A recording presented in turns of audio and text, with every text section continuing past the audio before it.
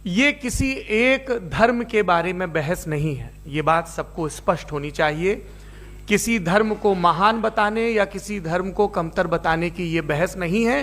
तो यदि कोई इस उम्मीद से देख रहा है या यहां आया है तो मैं आपको आश्वस्त करना चाहता हूं कि आपको नाउम्मीदी हाथ लगेगी। इस बहस में बहुत ज्यादा धार्मिक प्रतीकों के इस्तेमाल को लेकर भी ये दोनों लोग जो अभी आपको गंभीर दिख रहे हैं, भले लोग हैं, कल शाम को चाय पर मिले थे, बहुत हंसी मजाक भी इनके बीच हुआ था और गलबैयां डालते हुए एक तस्वीर भी हुई थी। ये इस बात का प्रमाण है कि इंटरनेट पर जो हल्ला मचा हुआ है उसके मुकाबले ये दोनों लोग बहुत ही अच्छे शांत ढंग से बहस के लिए राजी हो गए हैं। ट्विटर की बातें ट्विटर तक सीमित, एलन मस्क आजकल उसको एक्स कहते हैं। और अब इस बहस की शुरुआत मैं इन विद्वानों का, हालांकि इनको परिचय की जरूरत नहीं पर हो सकता है, हमें पत्रकारिता में सिखाया जाता है कि नेवर अज्यूम, विज्ञान भी यही कहता है। मुफ्ती शमाइल नदवी साहब इस्लामिक विद्वान, शिक्षाविद हैं, कोलकाता के वाहियान फाउंडेशन के संस्थापक हैं, लखनऊ की प्रतिष्ठित दारुल उलूम नदवतुल उलमा से ग्रेजुएशन किया है, सोशल मीडिया और सार्वजनिक मंचों पर अध्यापन और बौद्धिक कामों में सक्रिय हैं और इस समय इंटरनेशनल इस्लामिक यूनिवर्सिटी मलेशिया से पीएचडी कर रहे हैं। अच्छी बात यह है कि पढ़ाई के साथ साथ ट्रैवल ब्लॉग भी बनाते हैं। पेट्रोनस टावर के सामने का ब्लॉग हमने देखा। हमारे साथ जावेद अख्तर साहब हैं। जावेद अख्तर साहब कवि हैं, शायर हैं, गद्य भी लिखते हैं, फिल्मों के लिए संवाद लिखे हैं, गीत लिखे हैं। इससे इतर ये वैज्ञानिक सोच को लेकर या अपने डिक्लेयर्ड एथिज्म को लेकर भी मुखर रहते हैं और अपने तहीं रैशनैलिटी की बात करते हैं। देवियों और सज्जनों, डज गॉड एग्जिस्ट? इस सवाल का जवाब सब अपने अपने तहीं खोजने की कोशिश कर रहे हैं। कोई इसको गॉड डैम पार्टिकल की खोज बताता है, कोई गॉड पार्टिकल की खोज बताता है, कोई हिग्स बोसान की खोज बताता है, कोई ये सवाल जवाब तलाशने की कोशिश करता है कि मास एग्जिस्टेंस में आखिर आया कैसे, हुआ क्या था, सृष्टि के पहले, समय के पहले क्या था। और कोई ये कहता है कि ये सारी खोजें जिस मस्तिष्क में हो रही हैं प्रकृति के क्रम में, वो कैसे विकसित हुआ। मैं उम्मीद करता हूं कि हम आज इन बुनियादी सवालों के कुछ जवाब हासिल करने में कामयाब हों। मैं सबसे पहले मंच पर आमंत्रित कर रहा हूं मुफ्ती शमाइल नदवी साहब को। आइए सर जी।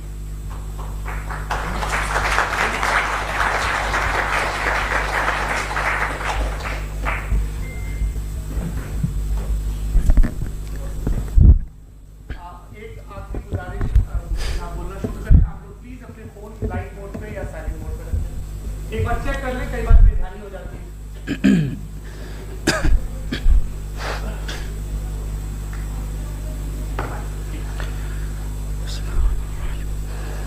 तमाम तारीफें उस क्रिएटर के लिए जिसने इस यूनिवर्स को एक मकसद के तहत पैदा किया है। रिस्पेक्टेड जनाब जावेद अख्तर साहब, मिस्टर सौरभ द्विवेदी और respected audience, thank you all for being here today. आज की डिबेट में चूंकि हम बात करने वाले हैं डज गॉड एग्जिस्ट के टॉपिक पर, तो ये एक ऐसा टॉपिक है जिसके मुताल्लिक कोई भी डिसीजन लेने के लिए अलग अलग स्टैंडर्ड्स हो सकते हैं। लिहाजा डिबेट के शुरू में ये ज़रूरी है कि हम ये जान लें कि आज के इस टॉपिक में कौन सा स्टैंडर्ड सही होगा और कौन सा गलत होगा। सबसे पहला स्टैंडर्ड जिसे मैं समझता हूं कि हमारे रिस्पेक्टेड जनाब जावेद अख्तर साहब बड़ी तेजी के साथ उसकी तरफ लपकेंगे, वो है साइंस। जबकि साइंस दर हकीकत खुदा के एग्जिस्टेंस को डायरेक्टली साबित करने या उसके एग्जिस्टेंस को डिनाई करने के लिए स्टैंडर्ड नहीं बन सकती। और उसकी वजह क्या है, ये मैं नहीं कह रहा, ये वो लोग कह रहे हैं जो साइंस के एक्सपर्ट्स हैं।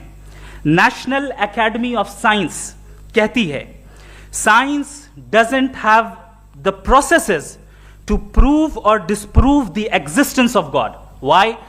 क्योंकि साइंस का ताल्लुक एम्पेरिकल एविडेंस से है और एम्पेरिकल एविडेंसेस का ताल्लुक हमारे नेचुरल और फिजिकल वर्ल्ड से है, जबकि गॉड नॉन फिजिकल और सुपर नेचुरल रियलिटी है।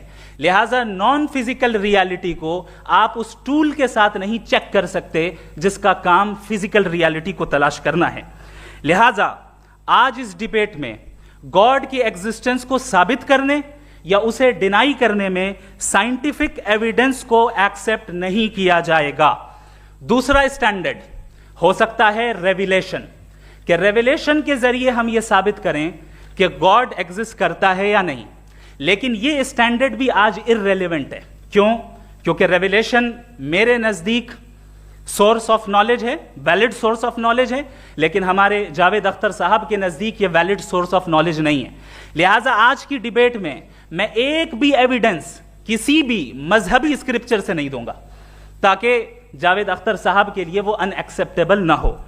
तीसरा जो मेयार हो सकता है वो है ऑब्जर्वेशन, कि भाई कोई कहे कि हमें खुदा दिखाओ, अगर है तो दिखाओ, या ये कि खुदा के एग्जिस्टेंस पर एम्पेरिकल एविडेंस दो, तो ये है दर हकीकत गलत टूल का इस्तेमाल करना। ये ऐसा ही है कि जावेद साहब मुझसे ये मुतालबा करें कि मुफ्ती साहब आप मेटल डिटेक्टर के जरिए प्लास्टिक डिटेक्ट करके दिखाएं। अब चूंकि प्लास्टिक डिटेक्ट नहीं हो पा रही है, लिहाजा plastic does not exist. No, you are using the wrong tool. इस टूल से प्लास्टिक को डिटेक्ट नहीं किया जाता। लिहाजा मैं समझता हूं कि गॉड के एग्जिस्टेंस पर एम्पेरिकल एविडेंस का मुतालबा करना एक बचकाना मुतालबा है, और हमारे रिस्पेक्टेड जनाब जावेद अख्तर साहब इस स्टेज से अब बहुत आगे निकल चुके हैं। अब बचता है एक ही स्टैंडर्ड, और वो स्टैंडर्ड है अक्ल, लॉजिक, रीजनिंग। और यही वो स्टैंडर्ड है जिसके तहत गॉड की एग्जिस्टेंस को साबित किया जाएगा या गॉड की एग्जिस्टेंस को डिनाई किया जाएगा। लेकिन चूंकि ये बहुत इंपॉर्टेंट और सेंसिटिव टॉपिक है, इसलिए लॉजिकल आर्ग्यूमेंट भी ऐसा होना चाहिए जो डेफिनेटिव हो, इनडेफिनेटिव ना हो, जो 2 और 2 4 की तरह बिल्कुल वाजे हो, जिसे लॉजिकली रिजेक्ट करना पॉसिबल नहीं हो। फॉर एग्जाम्पल हम कहें हमारे रिस्पेक्टेड मिस्टर सौरभ साहब, ये एक इंसान है और तमाम इंसान कॉन्शियस बीइंग है, लिहाजा नतीजा क्या निकला, हमारे सौरभ साहब भी कॉन्शियस बीइंग है। क्या ये इनडेफिनेट आर्ग्यूमेंट है या डेफिनेट आर्ग्यूमेंट है? ये डेफिनेट आर्ग्यूमेंट है। ये 2 और 2 की तरह वाजे है, इसमें किसी तरह जो है लॉजिकली इसको रिजेक्ट नहीं किया जा सकता। तो अगर आज हमारे जावेद अख्तर साहब ऐसी कोई अकली दलील और लॉजिकल एविडेंस दें खुदा के ना होने पर जो डेफिनेट भी हो, तो मैं ये ऐलान करता हूं कि यकीनन मैं उस एविडेंस को कबूल करूंगा और उस पर गौर करूंगा। लेकिन साथ में यह भी ऐलान कर देता हूं प्रेडिक्शन के तौर पर कि ऐसा कोई डेफिनेट आर्ग्यूमेंट कोई नहीं पेश कर सकता। दलील हम देंगे और डेफिनेटिव दलील देंगे, लॉजिकल दलील देंगे, ऐसी दलील देंगे जो एंटायर एथिस्टिक वर्ल्ड उसे रेफ्यूट नहीं कर सकती। चलें अब हम एक एग्जाम्पल सोचते हैं, एक सिनेरियो, सिंपल सिनेरियो, तमाम ऑडियंस से गुजारिश है, हम और आप एक आइसोलेटेड आइलैंड पर हैं, ऐसा आइलैंड जहां पे हमसे पहले कोई कभी नहीं गया। चलते चलते आपके सामने अचानक आपने देखा एक पिंक कलर की बॉल पड़ी हुई है। सबसे पहला सवाल आपके जहन में क्या आएगा कि यह बॉल यहां क्यों आई, कैसे आई, ये पिंक कलर की ही क्यों है, कोई और कलर भी हो सकता था, ये इसी शेप में क्यों है, कोई और शेप भी हो सकता था। नेचुरली आप इस तरफ पहुंचेंगे कि कोई ना कोई है जिसने इन स्पेसिफिक प्रॉपर्टीज के साथ इस बॉल को बनाया है और यहां पे रखा है। चूंकि आप जानते हैं कि ये जो बॉल है इसका एग्जिस्ट करना जरूरी नहीं है, ये एग्जिस्ट कर भी सकती थी, नहीं भी कर सकती थी, और एग्जिस्ट करना ही था तो किसी और फॉर्म में करती, किसी और कलर में करती। अब आप इस बॉल को एक्सपैंड करते चले जाएं, एक्सपैंड करते चले जाएं, एक्सपैंड करते चले जाएं, यहां तक कि ये बॉल यूनिवर्स के साइज की हो जाए। बताइए कि क्या साइज के बढ़ जाने से सवाल बदल जाएगा? हरगिज नहीं बदलेगा। अभी भी सवाल रहेगा ये यूनिवर्स कहां से आया, इन स्पेसिफिक प्रॉपर्टीज के साथ कहां से आया, क्यों आया, किसने बनाया, यह सवाल उस वक्त भी वैलिड रहेगा। लेकिन यह सवाल अगर हम जनाब जावेद अख्तर साहब से करें तो चूंकि इनका वर्ल्ड व्यू एथिस्टिक है, और सिर्फ इनका नहीं, मतलब जितने भी एथिस्ट हैं और एथिस्टिक वर्ल्ड व्यू को रखने वाले से अगर आप ये सवाल करें कि ये यूनिवर्स कहां से आया, तो इनका जवाब या तो आर्ग्यूमेंट फ्रॉम इग्नोरेंस होगा या डॉगमेटिक होगा। या तो ये कहेंगे कि मुझे नहीं पता कि ये कहां से आया, लिहाजा गॉड डज नॉट एग्जिस्ट, ये आर्ग्यूमेंट फ्रॉम इग्नोरेंस है, या ये कहेंगे कि ये यूनिवर्स खुद ब खुद बन गया। इसका मतलब ये है कि उस बॉल को भी खुद ब खुद बन जाना चाहिए, लेकिन बॉल के ताल्लुक से ये एक्सप्लेनेशन एक्सेप्ट नहीं की जाएगी कि ये खुद ब खुद बन गई, लेकिन यूनिवर्स के ताल्लुक से कर दिया जाएगा। इसे हम दूसरे अल्फाज में डॉगमा भी कह सकते हैं। दूसरी चीज, हमारे जावेद अख्तर साहब जरूर गॉड ऑफ गैप्स की मिसाल भी जरूर देंगे और मिसाल देंगे कि पहले जमाने में बिजलियां कड़कती थी तो लोगों ने किसी एक खुदा की तरफ और बारिश होती थी तो दूसरे खुदा की तरफ मंसूब कर दिया, उनके पास दलील नहीं थी। यह हमारा वर्ल्ड व्यू है ही नहीं, यह हमारा वर्ल्ड व्यू है ही नहीं, क्योंकि नेचुरल फेनोमेना के प्रोसेस की इंटरप्रिटेशन को जान लेने से यह कहां से साबित हो गया कि गॉड एग्जिस्ट नहीं करता है। इस पर मैं इंशाअल्लाह अभी आगे बात करूंगा। आप हजरात ये भी देखेंगे और मैं ये एक्सपेक्ट करता हूं कि हमारे रिस्पेक्टेड जनाब जावेद अख्तर साहब जरूर इमोशनल आर्ग्यूमेंट्स भी देंगे, जो कि एक लॉजिकल फेलेसी है जब बात आती है ट्रुथ को डिसाइड करने में। क्यों? मिसाल के तौर पर वो कहेंगे कि अगर गॉड है तो ईविल क्यों एग्जिस्ट करता है, जबकि मैं कहता हूं ईविल का एग्जिस्ट करना गॉड के एग्जिस्ट करने की दलील है, उसके खिलाफ नहीं है। चूंकि अगर गॉड है तो हम सब उसके सामने अकाउंटेबल हैं, और अगर हम अकाउंटेबल हैं तो अकाउंटेबिलिटी के लिए ईविल का मौजूद होना जरूरी है, उसके बगैर हम अकाउंटेबल नहीं हो सकते। और अगर हम अकाउंटेबल नहीं हैं तो हम जनाब जावेद अख्तर साहब से पूछेंगे कि आप बताएं कि फिर सफरिंग इस दुनिया में क्यों है? अगर खुदा नहीं है तो सफरिंग क्यों है? और उन लोगों के जज्बे का क्या जिनके अंदर सफरिंग के बाद इंतकाम लेने का जज्बा पाया जाता है और वो इस दुनिया से ऐसे ही चले गए, क्या उनकी सारी तकलीफें बेकार चली जाएंगी? अब आ जाएं उसी एग्जाम्पल की तरफ कि बॉल, मुझसे अगर कोई पूछे इस बॉल को किसने बनाया और या इस एक्सपेंडेड बॉल को किसने बनाया, मैं कहूंगा कि चूंकि ये यूनिवर्स और इस यूनिवर्स की तमाम चीजें कॉन्टिंजेंट हैं। कॉन्टिंजेंट होने का मतलब ये होता है कि जो अपने एग्जिस्टेंस पे किसी के ऊपर डिपेंड करती हो, तो जाहिर है ये यूनिवर्स कॉन्टिंजेंट है। और अगर कोई चीज कॉन्टिंजेंट नहीं है तो मैं रिक्वेस्ट करूंगा कि मुझे दिखा दें कि कौन सी चीज यूनिवर्स में कॉन्टिंजेंट नहीं है, हम भी जरा गौर कर लें और हम भी देख लें। और जब कॉन्टिंजेंट चीजें मौजूद हैं तो फिलोसोफर्स की इस्तिलाह के मुताबिक, हम उस टर्मिनोलॉजी के मुताबिक हम उस जगह तक पहुंचते हैं और उस हस्ती तक पहुंचते हैं जिसे नेसेसरी बीइंग कहा जाता है, कि ये वो नेसेसरी बीइंग है जिसका मौजूद ना होना नामुमकिन हो। क्योंकि अगर ये मौजूद ना हो तो सारी चीजें एग्जिस्टेंस में आएंगी ही नहीं, और ये सारी कॉन्टिंजेंट चीजें उसी के ऊपर डिपेंड करती हैं। अब अगर आप ये सवाल करते हैं कि फिर उस हस्ती को किसने बनाया, फिर उसका कॉज क्या है, फिर उसका कॉज क्या है, फिर उसका कॉज क्या है, और एंडलेसली चले जाएं, इसे हम कहते हैं इन्फिनिट रीग्रेस ऑफ कॉजेस, जो कि लॉजिकल फेलेसी है। कॉन्सेप्चुअली इन्फिनिटी पॉसिबल है। मिसाल के तौर पे न्यूमेरिकल्स 1 2 3 गिनते चले जाएं, इन्फिनिट नंबर्स हैं। मैं कॉन्सेप्चुअली बात नहीं कर रहा, प्रैक्टिकली रियलिटी में साबित करके दिखाएं कि infinite regress of causes possible हैं या नहीं। अगर पॉसिबल हैं तो हम मान लेंगे, मिसाल दे दें, और पॉसिबल नहीं है तो एक ही ऑप्शन बचता है जिसे हम कहते हैं नेसेसरी बीइंग। ऐसी नेसेसरी बीइंग जो इंडिपेंडेंट है, क्योंकि अगर वो डिपेंडेंट हुई तो वो नेसेसरी नहीं रहेगी। ऐसी इंडिपेंडेंट बीइंग जो इटर्नल है, अगर वो इटर्नल नहीं होगी, उसकी बिगिनिंग होगी तो वो खुद कॉन्टिंजेंट है। ऐसी बीइंग जो पावरफुल है, क्योंकि कॉन्टिंजेंट को एक्चुअलाइज करने के लिए पावर चाहिए। ऐसी बीइंग जो इंटेलिजेंट है और नॉलेजेबल है, क्योंकि ये यूनिवर्स स्पेसिफिक फॉर्म और स्पेसिफिक लॉज ऑफ नेचर के तहत प्रिसाइजली चल रहा है। Thank you. थैंक यू मुफ्ती साहब। मैं इन दलीलों के बाद जावेद अख्तर साहब से गुजारिश करूंगा, आप बैठ के बोलना चाहेंगे या वहां? जी।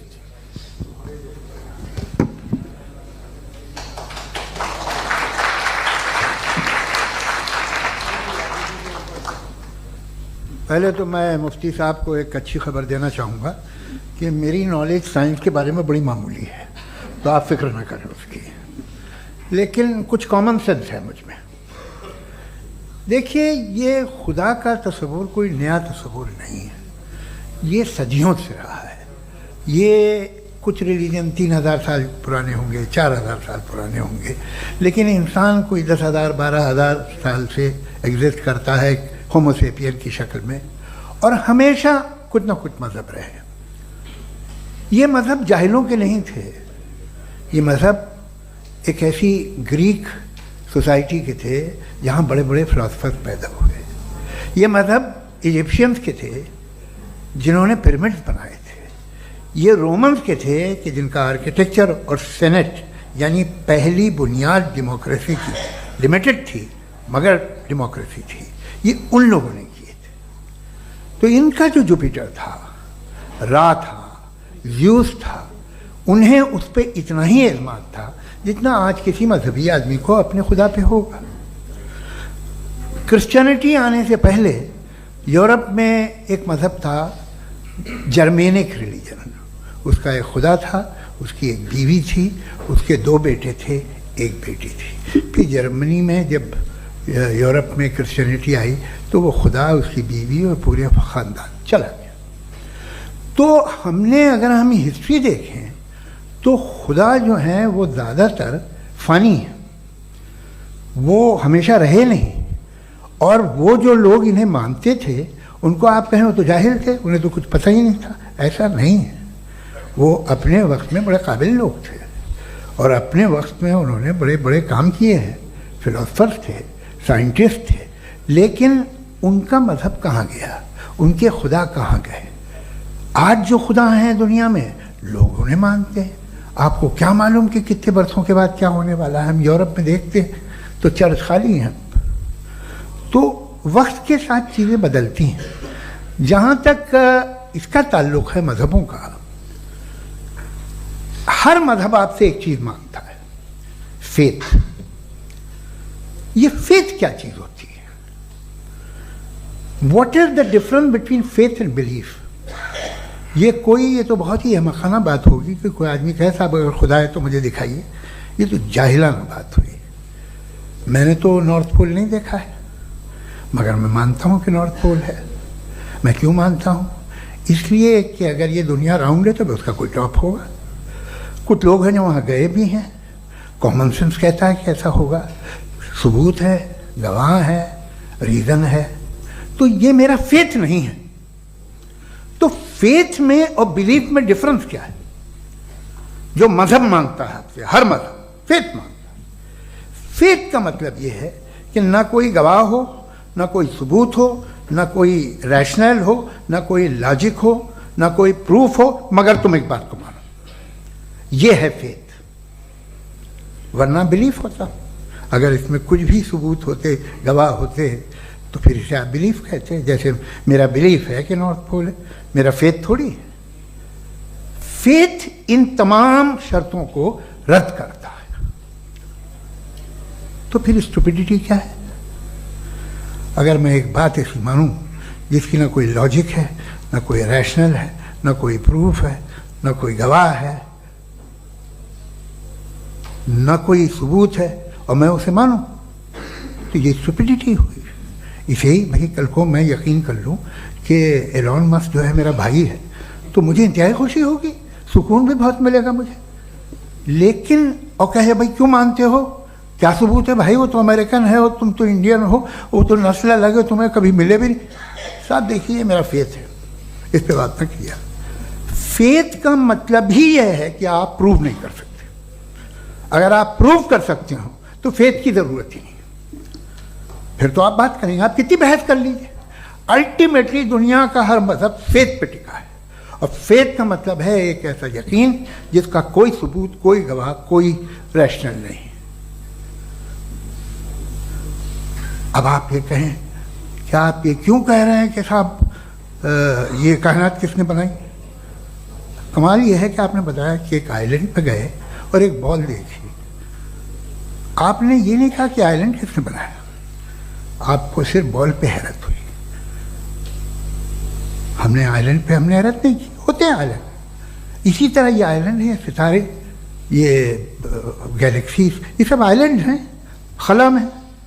हम उन्हें टेकन फॉर ग्रांटेड लेते हैं, हम पूछते नहीं किसने बनाए। आपने जजीरे के बारे में भी नहीं पूछा है। मेरी पैदाइश कैसे हुई? क्या मैं प्लान्ड पैदा हुआ था? I was plan to be born, या एक लकी स्पर्म था जो किसी एक से चिपक गया? मेरी पैदाइश रैंडम। और इंसाफ जिसे आप कहते हैं, इंसाफ का तो नेचर से कोई वास्ता ही नहीं है। जो आप कहते हैं कि एक दिन इंसाफ मिलेगा, इंसाफ is a human concept, nature में कोई इंसाफ नहीं। अगर शेर हिरन को खा जाता है तो उसे कोई सजा नहीं मिलती। अगर एक आंधी आती है और हरे भरे पेड़ों को उखाड़ के फेंक देती है तो आंधियों की जेल नहीं होती है। नेचर में इंसाफ नहीं, इसलिए वो नेचर को इंसाफ की जरूरत भी नहीं। नेचर तमाम एक है। अब हम कहें कि साहब ये देखिए जो मैंने खाना खाया था, ये मेरी आँख तो नहीं यूँ कर दिया उसे, तो इसे सज़ा मिलनी नहीं। वो सिस्टम है, ऐसे ही चल रहा है। नेचर बगैर इंसाफ के है। इंसाफ इज अ ह्यूमन कॉन्सेप्ट। तो जो आपसे कहता है कि मैं तुम्हें इंसाफ दूंगा, वो इंसानी जहन की पैदावार है। ये नेचुरल है ही नहीं, ये आसमानी है ही नहीं, नेचर का तसव्वुर, इंसाफ का तसव्वुर। भाई आप साथ मिलते हैं, अब आप लेफ्ट हैंड ड्राइव करते हैं, ये क्या है? तमाम सच, तमाम नेकी, तमाम शराफत लेफ्ट हैंड ड्राइव है। वरना क्या होगा, या तो आप क्रॉस कर देंगे, आपका एक्सीडेंट हो जाएगा, या आप किसी को मार देंगे, या ट्रैफिक जैम हो जाएगा। झूठ, बेईमानी, रिश्वतखोरी, ये तमाम जो है driving on the wrong side है। इसके ऊपर कुछ नहीं। ये तो हमने बनाया, जैसे हमने लेफ्ट हैंड ड्राइव बनाई है। ये कॉन्सेप्ट ऑफ इंसाफ जो है ये हमारा है, इसका नेचर से कोई वास्ता नहीं। शेर खा जाता है हिरन को, उसे जेल होती है क्या? कुछ भी नहीं, है ही नहीं। तो ये जो दुनिया के रिलीजन प्रॉमिस करते हैं आपसे इंसाफ, इसी से मालूम होता है कि ये मैन मेड है। ये तसव्वुर कहीं और का है ही नहीं। जो नेचर है, कुछ लोग कहते हैं नेचर ही खुदा है, तो नेचर में तो इंसाफ नहीं कहीं। और आप वादा कर रहे हैं कि तुम्हें मरने के बाद इंसाफ मिलेगा। मुझे अगर मिलेगा तो मैं बहुत खुश होऊंगा, लेकिन मैं यकीन नहीं कर पाता हूं, इसलिए कि मैं फेथ नहीं पैदा कर सकता। The very fact that religions demand faith, इसका मतलब है कि उनके पास जस्टिफिकेशन नहीं है। अच्छा साहब, फिर रिलीजन अगर मॉडरेशन में है, कोई सा भी नहीं, वो आप में कुछ खूबियाँ भी पैदा करता होगा, देखिए उससे ये फ़ायदा है, वो फ़ायदा है।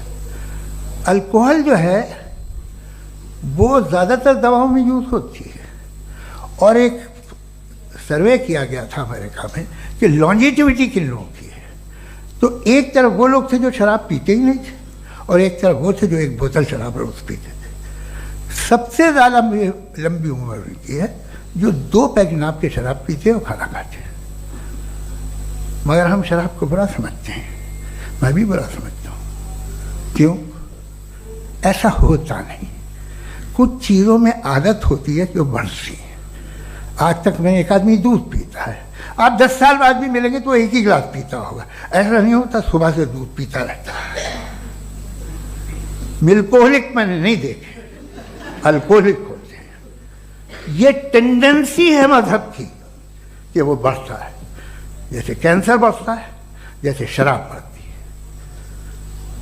कुछ लोग होंगे जो उसे सही तरह से यूज़ करते हैं। मुझे यकीन है कि हमारे मुफ्ती साहब भी उनमें से एक, इनसे बहुत खुशी हुई मुझे इनसे मिलकर। लेकिन कितने लोग हैं कि आज आप देखते हैं दुनिया में जो तबाहियाँ हैं, इनमें कितना हाथ है उन लोगों का जो बिलीवर कहते था मजहब ये नहीं कहता, ना कहता होगा, मगर जब ये मजहब पीते हैं तो ऐसे बिहेव करते हैं। थोड़ा सा अगर हो तो शायद बहुत अच्छी बात, लेकिन शराब थोड़ी सी नहीं रहती, उसमें टेंडेंसी है। पहले थोड़ा सा अगर 2-3 कैंसर के सेल हो ना बॉडी में तो आदमी स्लिम रहेगा, लेकिन वो 2-3 सेल नहीं रहते, वो मल्टीप्लाई होते हैं। जावेद साहब, टाइम पूरा हो गया। टाइम हो गया, तो बस बात खत्म हो गई। अच्छा, मुझे कुछ और कहने को था भी नहीं।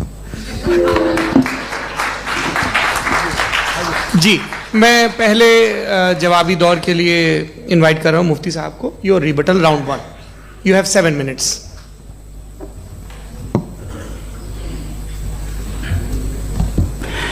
Thank you very much Javed साहब, आपकी बात को सुनकर बड़े महजूज हुए हम लोग। महजूज, do you understand? We enjoyed. Okay, अब थोड़ा सा लॉजिकली उसको हम लोग देखते हैं। दरअसल हम लोगों ने कल गुजारिश की थी मुफ्ती साहब से भी, जावेद साहब से भी, कि हिंदुस्तानी ज़बान आम फहम सबको समझ में आ जाए, और जहाँ कहीं आप मुश्किल शब्द इस्तेमाल करें वहाँ बताते भी चलें। Thank you. तो सबसे पहले हमारे रिस्पेक्टेड जावेद साहब ने हवाला दिया कि खुदा फ़ानी है। कितने मजहब आगे चले गए, किसी ने जुपिटर को खुदा माना, किसी ने किसी को माना। मैं कहता हूं जिसने कॉन्टिंजेंट चीज को खुदा माना, गलत माना, वो खुदा ही नहीं, वो खुदा ही नहीं है। हम तो नेसेसरी बीइंग को साबित करने बैठे हैं, वो नेसेसरी कॉज जो इटरनल है, जो अबदी भी है और अजली भी है। हम किसी और को साबित करने नहीं बैठे। दूसरी चीज उन्होंने कहा कि फेथ एंड बिलीफ, ये एक ऐसी डेफिनेशन है फेथ की जो इन्होंने पहली मर्तबा पेश की है, या माफ कीजिएगा इन्होंने पहली मर्तबा पेश नहीं की है, रिचर्ड डॉकिंस ने पहली मर्तबा पेश की है। मुझे मालूम है ये सोर्स कहां से है। एपिस्टेमोलॉजिकली फेथ और बिलीफ का फर्क आप इस तरह नहीं कर सकते सर। फेथ सही भी होता है, गलत भी होता है, बिलीफ सही भी होता है, गलत भी होता है। जो लॉजिक, रीजन और एविडेंस से बैक्ड होगा वो फेथ सही होगा। और आप जिस फेथ की बात कर रहे हैं कि इलॉजिकल है और उसके पीछे नहीं है, तो we are on the same page. हम नहीं मानते उस फेथ को, जो फेथ ऐसा हो जिसके पीछे कोई लॉजिक ना हो, एविडेंस ना हो, हम नहीं मानते। हम तो उस फेथ के कायल हैं जिसके पीछे लॉजिक हो और एविडेंस हो। तो बिलीफ सही भी होता है, गलत भी होता है, फेथ भी सही होता है और गलत भी होता है। तो आज फेथ और बिलीफ के डिफरेंस पे बात नहीं हो रही है। आज आप चाहे फेथ एक्सेप्ट कर लें या बिलीफ एक्सेप्ट कर लें, आज ये बात होगी कि ट्रूथ क्या है, चाहे ट्रू बिलीफ सही है या ट्रू फेथ सही है, और फॉल्स फेथ क्या है और फॉल्स बिलीफ क्या है, बात इस पे हो रही। दूसरी चीज इन्होंने पूछा, स्टुपिडिटी फिर क्या है? अगर फेथ, रिलीजन स्टुपिडिटी नहीं है तो और क्या है? चूंकि फेथ का मुतालबा करते हैं तो स्टुपिडिटी क्या है? मैं कहता हूं स्टुपिडिटी एथिज्म है। उसकी वजह यह है कि आप एक सड़क पे जा रहे हो और आप किसी गार्डन में जाएं और देखें वहां लिखा है फूलों के साथ, I love Javed Akhtar, and I really do, I love you sir. So जब आप वहां पर पहुंचे तो वहां पहुंचकर अब ये बताएं, क्या आप ये कहेंगे वाह व्हाट अ नेचुरल सिलेक्शन? ये क्या नेचुरल सिलेक्शन है? नहीं, ये प्रिसाइजली डिजाइंड है, इसके पीछे डिजाइनर है। लिहाजा अगर कोई एक ऐसी कॉमन सेंस की बात को कबूल नहीं कर रहा है कि यूनिवर्स जो इतने प्रिसाइजली काम कर रहा है, हम कह दें कि खुद ब खुद बन गई, मैं समझता हूं इससे बड़ी स्टुपिडिटी और कुछ नहीं है। ये इरैशनल चीज है। फिर हमारे सर ने कहा कि आपने बॉल पे फोकस किया, आइलैंड पे फोकस नहीं किया। अरे आइलैंड को किसने बनाया यही समझाने के लिए तो बॉल की मिसाल दे रहा हूं। और बॉल भी कॉन्टिंजेंट है, आइलैंड भी कॉन्टिंजेंट है, दोनों नेसेसरी बीइंग का मुतालबा करते हैं। आगे इन्होंने कहा कि नेचर में कोई इंसाफ नहीं है। हम डिसाइड करते हैं कि मोरालिटी क्या होती है, इंसाफ क्या होता है। हम डिसाइड करते हैं, जैसे ड्राइविंग सीट में ट्रैफिक वाला, ये तो किसी खुदा ने नहीं कहा, ये है, इसे कहते हैं फॉल्स इक्विवेलेंस। ये एक लॉजिकल फेलेसी है। आपने जो है मिसाल दी ड्राइविंग की और ट्रैफिक की, ये सब्जेक्टिव मोरालिटी है। आप सब्जेक्टिव मोरालिटी को मिसाल बनाकर ऑब्जेक्टिव मोरालिटी के ऊपर नहीं थोप सकते। इंसाफ की ऑब्जेक्टिव मोरालिटी। अगर आप ये कहते हैं कि नेचर में इंसाफ नहीं है, तो इंसाफ का न होना ये नेचुरल हुआ, तो फिर नेचर को नेचर रहने दे, क्यों हम इतना स्ट्राइव कर रहे हैं दुनिया में इंसाफ लाने के लिए? ये तो इलॉजिकल बात है, इरैशनल बात है। इसलिए बहुत सी चीजें ऐसी हैं जो ऑब्जेक्टिवली जो है इविल या गुड हैं, और बहुत सी चीजें ऐसी हैं जो सब्जेक्टिवली हैं। सब्जेक्टिवली जो मोरल होता है या इमोरल होता है, उसको हम सोशल कंसेंसस से या पर्सनल प्रेफरेंस से डिसाइड करते हैं। लेकिन जो ऑब्जेक्टिव मोरालिटी है, जिसमें इंसाफ आया, जो इन्होंने बार बार रिपीट किया, ये ऑब्जेक्टिव है, सब्जेक्टिव नहीं है। अगर आप कहते हैं ये सब्जेक्टिव है, तो मेरा सवाल आपसे ये है, क्या सोशल कंसेंसस के जरिए अगर जुल्म को सही करार दे दिया जाएगा तो आप जुल्म को जस्टिफाई करेंगे? दूसरी चीज इन्होंने यह कहा कि 2 पैक शराब पी लें तो वो उतने पे नहीं रहता, बढ़ जाता है। यही मामला मजहब के साथ है। 2 पैक आप पी लें, बढ़ेगा। तो ये एक ऐसी मिसाल है, इसको कहीं भी फिट कर लें कि आप एथिज्म पे जब फिट करें, जब आप 2 पैक एथिज्म का लेंगे ना, तो वो बढ़ बढ़ के नॉर्थ कोरिया बनेगा। Thank you.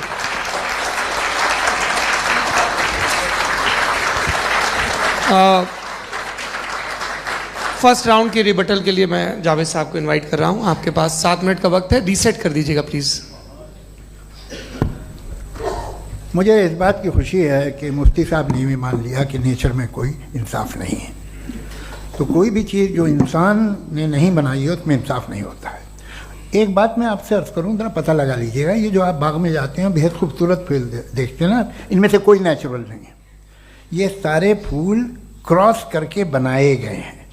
जो जंगल में फूल होते हैं निहायत मामूली होते हैं। ये फूल इंसानों ने बनाए हैं।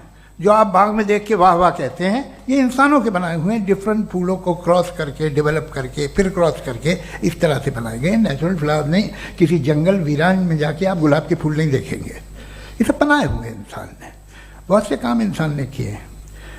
बाकी है कि आपने मेरी एक बात का जवाब नहीं दिया, जिससे मुझे शिकायत है कि फेथ क्या है और आप फेथ मांगते क्यों हैं मुझसे? आप तो लॉजिकल हैं, आपके पास तो सारे रैशनल हैं, आपके पास सारे सबूत हैं, तो तो आपको फेथ की डिमांड क्यों करते हैं कि भाई तुम सरेंडर कर दो और सवाल मत करो? कोई मजहब सारे सवाल करने की इजाजत नहीं देता है और मना करता है कि दादा सवाल ना करो, बह जाओगे तुम। आप क्यों रोकते हैं? हकीकत यह है कि इंसानी तारीख क्या है। इंसानी तारीख ये है कि दुनिया में दो तरह के लोग हुए हैं। एक वो जिन्होंने अपनी लाइल्मी की परस्तिश की है, दूसरे वो जिन्होंने अपनी इग्नोरेंस या लाइल्मी से झगड़ा किया है और मालूम किया है कि क्या है।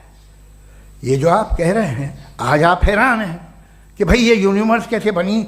लोग हैरान थे कि सूरज डूबता है तो इधर से कैसे निकलता है। और आप एक कदम जाके हमेशा का मानने को तैयार है, एक कदम पीछे ही मान जाइए। भाई आप इसके बाद जाते हो, कहते सवाल ना करना कि ये कहाँ से आया, ये पावर तो हमेशा से हमेशा रहेगी। तो आप यूनिवर्स के बारे में मानने में क्या तकलीफ है? एक कदम पहले रुक जाइए, ये हमेशा से थी या नहीं थी हमें मालूम नहीं है। और ये कहना कि हमें मालूम नहीं है, कमाल ये है कि दुनिया के सारे मजहब सब जानते हैं ये दुनिया कैसे बनी थी, कैसे मिटेगी, मरने के बाद क्या होगा, इनको सब इल्म है। इनको किसी को डायनासोर होते थे पहले ये नहीं पता था, किसी को नहीं पता। किसी भी दुनिया की मजहबी किताब में डायनासोर का जिक्र नहीं है। लेकिन बाकी सब बातें, how to make universe in 4 easy lessons and बाकी सब पता है। जिसको सब पता है वो गड़बड़ है। हम में ये इंकिसार, ये ह्यूमिलिटी होनी चाहिए कि हम ये कहें कि हमें ये बहुत सारी बातें नहीं मालूम, लेकिन हम उनकी परस्तिश ना करना, अपनी लाइल्मी को की परस्तिश ना करें, हम उसे पता लगाने की कोशिश करें। जिस दुनिया में आप बैठे हैं सर, ये हॉल जो है, ये इलेक्ट्रिसिटी जो है, ये माइक जो है, जिस हवाई जहाज से आप आए थे, वो जिस कार से आप यहाँ आए हैं, ये सब उन लोगों की बनाई हुई है जिन्होंने सवाल किए थे। ये दुनिया जिसमें आप आज आराम से हैं, ये उन लोगों की बनाई है कि जिन्होंने सवाल किए थे। और हर स्टेज पे इन सवालों को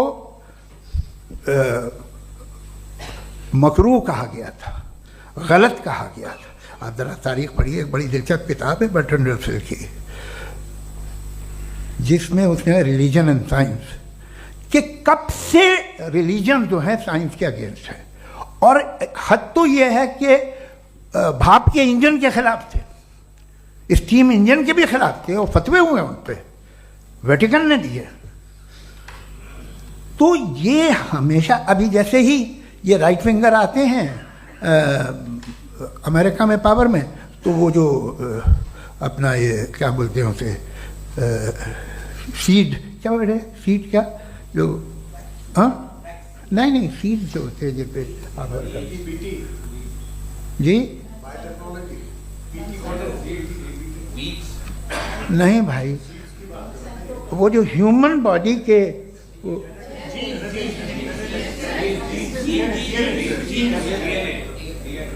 उस पर रिसर्च बंद हो जाती है, रिपब्लिकन नहीं करने देते।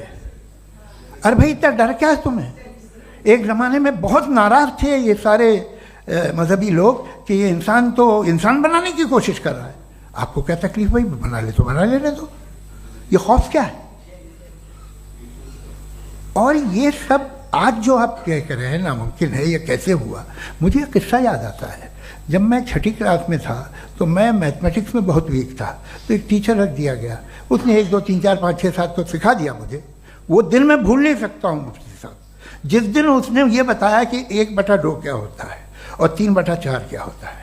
मुझे ऐसा लगा कि मेरा सर बीच से फट जाएगा। ये आदमी कह रहा है कि जो दीवार के अंदर जाओ वॉक करते हुए। आज हंसता हूँ मैं इस बात पे। तो आज जो बातें आपके जहन से बिल्कुल परे हैं और आप हैरान होते हो उन्हें देख के, एक वक्त आएगा कि मामूली लगेंगे। और हुआ है, आपकी इंसानी तारीख ही है। इतनी जल्दी सारे फैसले आप मत कर लीजिए, थोड़ा ये ह्यूमिलिटी रखिए कि भाई ये हमें नहीं मालूम। ये कहने में क्या आ रहा है? ये यूनिवर्स कहाँ तक फैली, ये कब से है और कब तक रहेगी, हमें नहीं मालूम। आपने फैसला कर लिया कब बनी। ये आपके हिसाब से कोई 14 बिलियन ईयर बनी जो समझा जाता है। उससे पहले हजारों करोड़ों अरबों साल तक खुदा बैठा क्या कर रहा था? खामोश बैठा था ऐसे ही, जमाइयाँ ले रहा था। फिर उसे आइडिया आया, यार एक काम करते, वक्त अच्छा गुजर जाएगा, यूनिवर्स बनाते हैं। सोचिए, वो तो हमेशा से है ना, मगर यूनिवर्स हमेशा से नहीं है, ये तो बनाई गई है। और उससे पहले क्या था, इनका क्या काम था?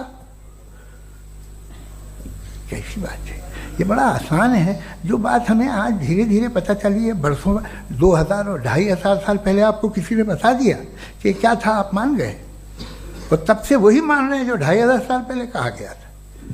सब कुछ बदल गया है, सॉल्व हो रही हैं चीज़ें। अभी साइंस बिल्कुल दावा नहीं करती, या कोई फिलोसफर ये दावा नहीं करता कि हमें सब मालूम, बल्कि वो कहता है कि हमें जितना मालूम होता है उससे ये मालूम होता है कि हमें कितना कम मालूम। तो हम अपनी जहालत से लड़े, उसकी परस्तिश न करें। जी, टाइम है। Thank you so much. मैं तर्कों की श्रृंखला में राउंड 2 के लिए मुफ्ती साहब को आमंत्रित कर रहा हूँ। आपके पास एक बार फिर से 7 मिनट का वक्त है।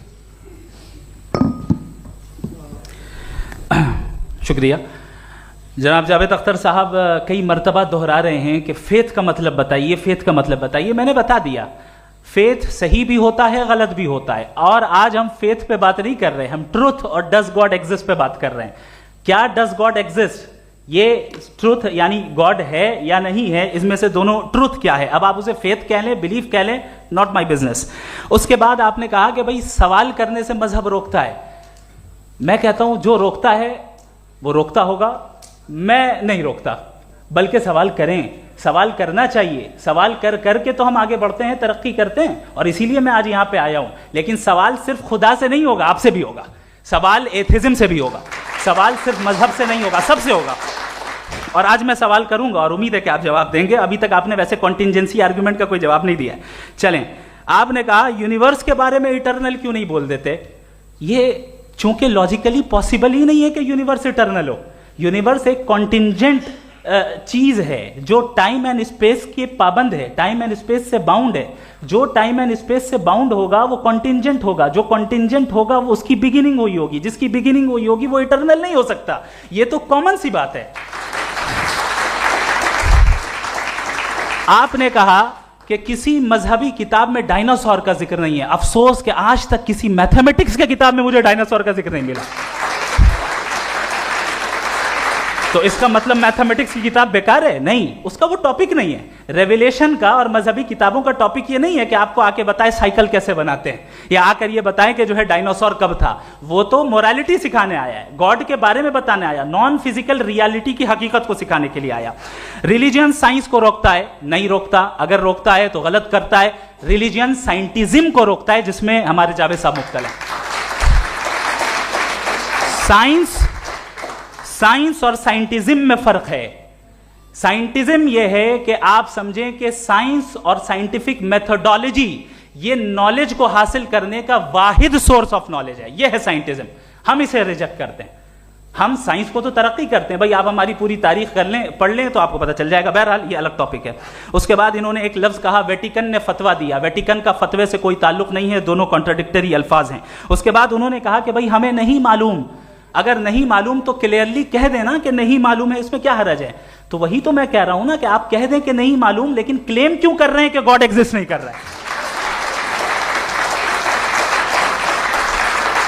आप कह दें नहीं मालूम है, हो सकता है हो सकता ना हो, लेकिन आप क्लेम कर रहे हैं। The moment you say God does not exist, this is a claim, and now the burden of proof is upon you too, जैसे हमारे ऊपर है।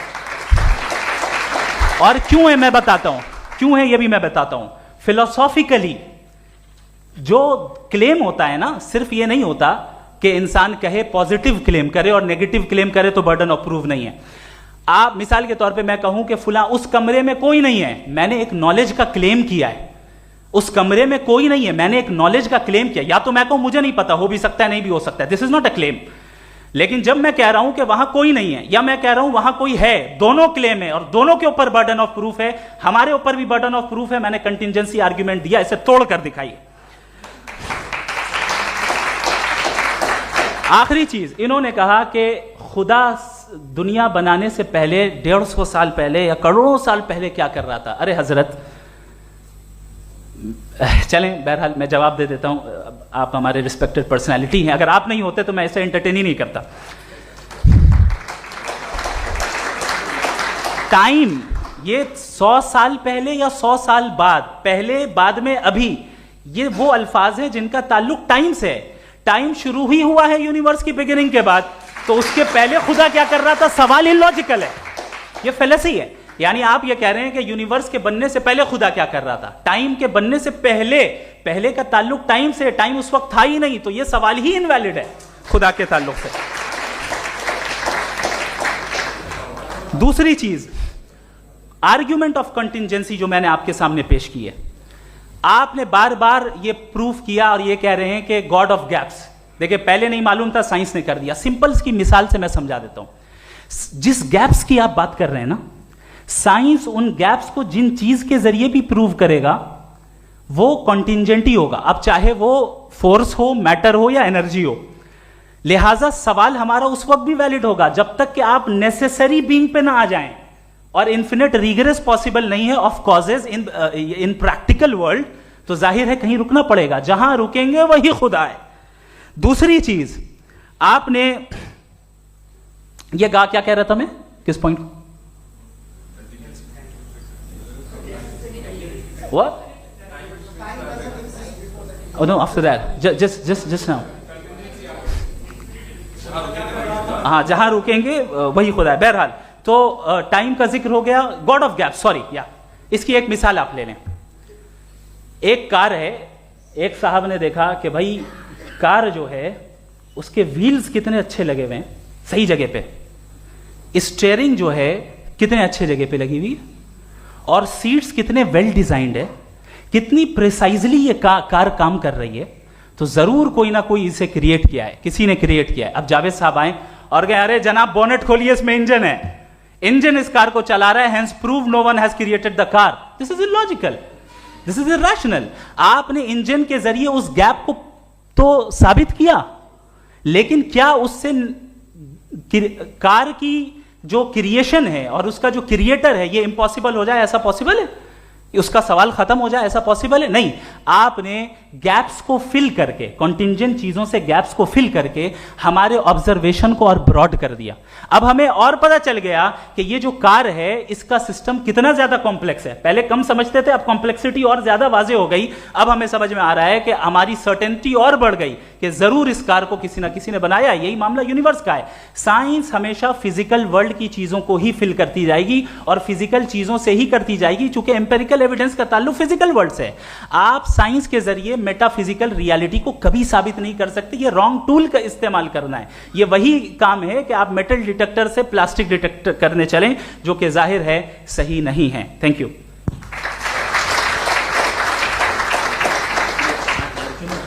जी, ये आर्ग्यूमेंट का राउंड 2 है। हाँ। 7 मिनट है। पहले तो मैं आपसे अर्ज करूं कि आपने कहा कि जब कायनात ही नहीं थी तो वक्त भी नहीं था, कुछ भी नहीं था। कैसे नहीं था? खुदा था, एक एग्जिस्टेंस तो था ना खुदा का। तो जब खुदा था तो वक्त भी होगा। ऐसा नहीं कि कुछ भी नहीं था, खुदा था। अच्छा, बाकी एक आपने कहा साहब आप साबित कीजिए, आपके पास भी लॉजिक है या मेरे पास भी लॉजिक है। मेरा जिम्मेदारी नहीं है साबित करना कि खुदा है।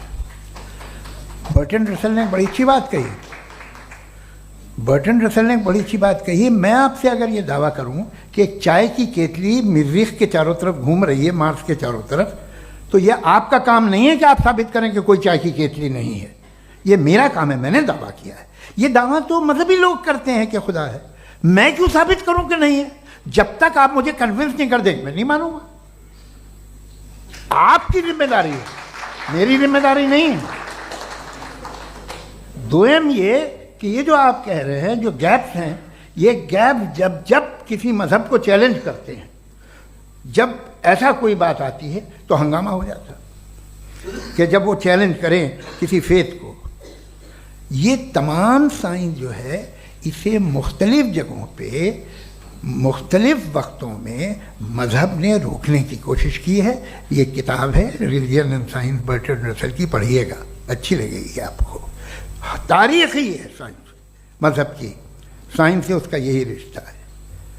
अच्छा, अब ये हम सोचें कि बहरहाल ये वजूद जो है मज़हब और ये बिलीव इन गॉड इंसान को बेहतर बना देता है, तो एक काम कीजिए, हिंदुस्तान वर्ल्ड का नक्शा लीजिए और मार्क कीजिए कि रिलीजन कहाँ कहाँ ज़्यादा है, कहाँ कहाँ, चाहे वो लैटिन अमेरिका हो या मिडल ईस्ट हो या फार ईस्ट हो या हिंदुस्तान के वो इलाके जहाँ मजहबियत ज़्यादा है। रख दीजिए नक्शा अलग। अब दूसरा नक्शा कि कहाँ कहाँ नाइंसाफ़ी, रिप्रेशन, औरतों के हुकूक की पामाली, जुल्म, डिक्टेटरशिप कहाँ है, नक्शा एक ही होगा। तो आप मुझे बताएं कि जो इसका तरकीब इस्तेमाल क्या है, खुदा का तरकीब इस्तेमाल तो बताइए। आप छोटी सी दवा सड़क पे बेचते हैं, उसकी भी तरकीब इस्तेमाल बताते हैं। इसके इस्तेमाल से तो फ़ायदा नहीं हुआ किसी को। जो सारे के सारे ख़राब मुल्क हैं, ख़राब समाज है, वो सारे जुल्म खुदा के नाम पे करते हैं। वो गलत करते हैं, सही करते हैं, मुझे क्या लेना देना उससे। इस्तेमाल से मालूम होता ना। एक विस्की की बोतल कभी शायद देखी हो आपने, लाल रंग की होती है, उस पर रोशनी और छपड़ा इंतहाई खूबसूरत लगती है, क्या बिगाड़ रही है किसी का, उसका इस्तेमाल गलत है, इसलिए आप उसे नापसंद करते हैं। इसका इस्तेमाल गलत है, इस तसव्वुर का इस्तेमाल ही गलत है और हमेशा से गलत हुआ है। आप देख लीजिए, इंसानी तारीख देख लीजिए, आज देख लीजिए, हिंदुस्तान देखिए, दुनिया देख लीजिए क्या हो रहा है। इसे कैसे इस्तेमाल कर रहे हैं फेथ वाले लोग? क्या फेयर हैं, जस्ट हैं, जो अपने खुदाओं पे यकीन रखते हैं? वो किस तरह के लोग हैं? वो लोगों को इंसाफ देते हैं, वो बेहतर इंसान बने। तो इस दवा का फ़ायदा क्या है? चलो बहुत फ़ायदा हो रहा तो मैं इस्तेमाल कर लूँगा, मैं मुझे तो इस दवा का कोई फ़ायदा दिखता ही नहीं।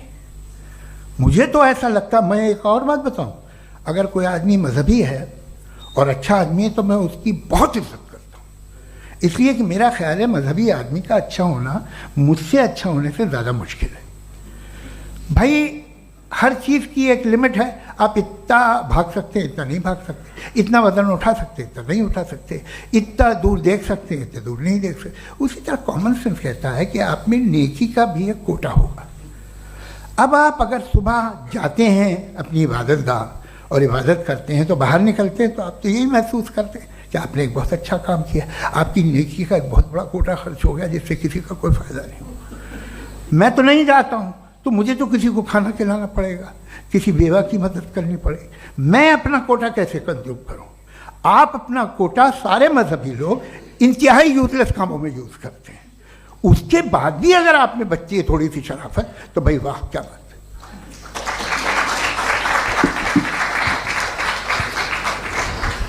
एक तो मुझे ये बात बहुत अच्छी लग रही है कि दोनों ही विद्वान समय को मानते हैं और बहुत समय से अपनी दलीलें और बाज़ दफ़ा समय से पहले अपनी तकरीरें पूरी करके अपनी अपनी कुर्सी पर बैठ रहे हैं। ये इस आर्ग्यूमेंट का राउंड 2 पूरा हुआ। अब रिबटल का राउंड 2 है और उसके बाद क्रॉस एग्जामिनेशन होगा। नहीं, आपका आर्ग्यूमेंट हो गया सर। हमारे यहाँ स्कूल के सिलेबस में पंच परमेश्वर कहानी पढ़ाई जाती है, प्रेमचंद जी की लिखी हुई। आप निश्चिंत रहिए, आपके कोई राउंड में मिस नहीं होने दूंगा। रिबटल का राउंड 2, मुफ्ती शमाइल नदवी साहब।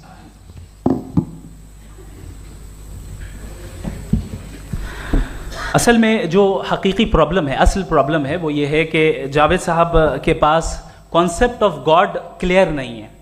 इन्होंने कहा कि कायनात से पहले खुदा तो था, तब भी तो टाइम होगा। ये टाइम कायनात का हिस्सा है। हम खुदा, उस खुदा को मानते हैं नेसेसरी बीइंग का टाइमलेस होना जरूरी है, चूंकि वो टाइम का क्रिएटर है। जब उसने टाइम को क्रिएट किया तो वो खुद टाइम पे कैसे होगा? उसने जब स्पेस को क्रिएट किया तो खुद स्पेस में कैसे होगा? अगर वो टाइम एंड स्पेस को पहले से ही उसका पाबंद है तो फिर किस चीज को उसने क्रिएट किया?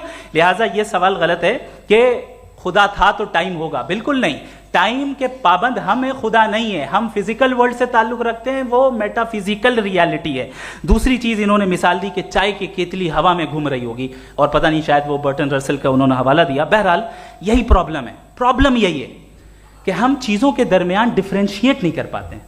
ये जो आपने मिसाल दी ये इमेजिनेशन है, और मैं जो साबित कर रहा हूं वो लॉजिकल नेसेसिटी है। आप इमेजिन करने आए तो कुछ भी करें, जुपिटर में पिंक एलिफेंट होगा, यूनिकॉर्न होगा, करें, उससे कायनात पे क्या फर्क पड़ता है? उससे आप लॉजिकल नेसेसिटी साबित नहीं कर सकते। मैं तो उस प्राइम कॉज की बात कर रहा हूं, उस नेसेसरी बीइंग की बात कर रहा हूं जिसके बगैर इस कायनात का एग्जिस्टेंस मुमकिन नहीं है। दूसरी चीज, मजहब को साइंस चैलेंज करती है वगैरह वगैरह, ये हमारा टॉपिक ही नहीं है। मैं इस पे बात करूंगा तो फिर मेरा वक्त चला जाएगा। मजहब के ऊपर चूंकि हमारी डिस्कशन नहीं है, साइंस को मजहब और बिलखुसूस मैं और हमारा वर्ल्ड व्यू कम अज कम साइंस को पीछे नहीं करता है, साइंटिज्म की मजम्मत करता है। इसकी वजाहत मैंने पहले कर दी। दूसरी चीज इन्होंने कहा वर्ल्ड का नक्शा लीजिए, वर्ल्ड मैप लीजिए, दो अलग अलग जगह की। हजरत मैंने ये होमवर्क किया था और मैंने मिडिल ईस्ट का एक नक्शा लिया और यूरोप का एक नक्शा लिया, ये मजहबी इलाका और ये लिबरल और एथीस्ट इलाका। मुझे पता चला कि सबसे ज्यादा रेप केसेस जो हैं वहां पर है।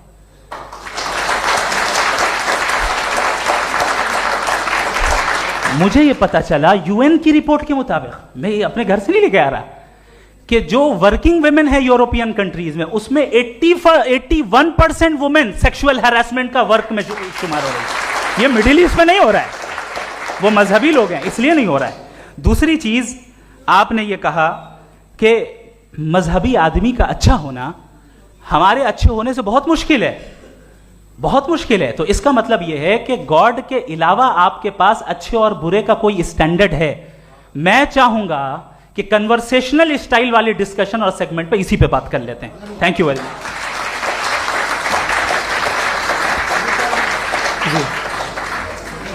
ये रिबटल का राउंड 2 है, आपके पास 5 मिनट का वक्त है और इसके बाद क्रॉस एग्जामिनेशन शुरू करेंगे। आप चाहें तो जो इन्होंने सवाल पूछे उनके जवाब आप रिबटल में भी दे सकते हैं। जी जी, देखिए पहले तो ये बात कि ये मिसाल गलत नहीं है, गलत है। इन्होंने पहले ही हमको डिसार्म कर दिया। कल अकल से मामला सॉल्व नहीं हो सकता, लॉजिक से आप पहुंच नहीं सकते। ये एक मेटाफिजिकल चीज़ है। मेटाफिजिकल अजीब सा लफ्ज़ है, ठीक से किसी को माने नहीं मालूम इसके, तो ऐसा लगता है कुछ बड़ी चीज़ है। अरे भाई क्या होता है मेटाफिजिकल, बताओ, खड़ी हो। ये एक लफ्ज़ है जो कहीं भी इस्तेमाल हो जाता है। जब आप एक बात कर रहे हैं और आप मुझसे बहस कर रहे हैं तो मुझे मेटाफिजिकल मत बताइए, आप लॉजिकली मुझे प्रूफ किए। और अगर लॉजिकली आप नहीं बात करते साहब ये मेटाफिजिकल है, तो फिर हम आप बात क्या कर रहे हैं? मेरा आपका किस ज़बान में कॉन्वर्सेशन होगा? और ये कहना कि वक्त पहले नहीं था, तो फिर क्यों कहते हैं ये हमेशा से और हमेशा रहेगा? हमेशा वक्त है, तो आप कैसे कहते हैं वो हमेशा से है और हमेशा रहेगा? हमेशा का मतलब है कोई वक्त, अगर वक्त ही नहीं है तो हमेशा कैसे? बाहर वो रहेगा। अब मैं ये देखता हूँ, आपने कहा ना कि वहाँ रेप ज़्यादा होते हैं, तो हम एक बात देखते हैं कि ये दुनिया जिस पे वो कादर मुतलक है, जिसकी मर्ज़ी के बगैर पत्ता भी नहीं हिलता, ओमनीपोटेंट है, ये दुनिया चल कैसे रही है? और इस दुनिया का हाल क्या है? 45,000 बच्चे जो 10 साल की उम्र से कम थे वो गाजा में मरे। भूख से काला हांडी में बच्चे मरते हैं और डिप्थेरिया से मरते हैं। डिप्थेरिया अजीब मर्ज है, गले में जाली बनना शुरू होती है, बच्चा नीला हो जाता है, गरीब का बच्चा, इसलिए कि उपास इलाज में। ये कादर मुतलक है जो चाहे कर दे, इससे आप दुआएं मांगते हैं हमारी ये काम कर दे वो कर दे, तो इसका मतलब डे टू डे लाइफ में वो इंटरफेयर करता है और ये देख रहा है वो। अगर वो वाकई भी है फॉर डिस्कशन सेक, तो मैं जब दुनिया देखता हूँ तो मेरे दिल में उसके लिए कोई इज्जत नहीं पैदा होती। ये क्या कर रहे हो तुम पूरे ऑल पावरफुल हो, ओमनीपोटेंट हो, ओमनी प्रेजेंट हो। तुम तो वहाँ गाजा में रहे होगे ना, तुम हर जगह हो। तुम देख रहे थे कि बच्चे की कैसे धज्जियाँ उड़ रही, तुम देख रहे थे और तुम चाहते हो मैं तुम्हारी परस्तिश करूँगा, तुम हो भी। अरे यार, इससे अच्छे तो हमारे चीफ प्राइम मिनिस्टर हैं, कुछ तो ख्याल करते हैं। कमाल है, आप किसकी इबादत कर रहे हैं? अगर वो है भी, ये दुनिया नाइंसाफी से, जुल्म से, जबर से, तशद्दुद से भरी हुई। और आप ये मत कहिएगा कि वो देख रहा है और वो बताएगा एक दिन। अगर वो देख रहा है और इंटरफेयर नहीं करता तो आप दुआ क्यों मांगते? आप कहते हैं मेरा ये काम करा दे, इसके मतलब है वो दखल दे सकता है, वो आपको नौकरी दिलवा सकता है, भले दूसरे आदमी को न मिले, मगर आपका काम कर देगा चूंकि आपने दुआ मांगी है। तो जब वो आपको नौकरी दिला सकता है, लड़की की शादी कर सकता है, बेटे को ग्रीन कार्ड दिलवा सकता है, तो कम से कम ये जो मर रहे हैं बच्चे, इनको रोक दे, कुछ तो करे। मुझे तो दुनिया में, इस दुनिया का कोई मालिक है, इसका ओमनीपोटेंट कोई रूलर है, और ये दुनिया ऐसी चल रही है। मैं तो चाहूँगा कि भाई ना हो, अगर हो तो बड़ी शर्मिंदगी की बात है। शुक्रिया।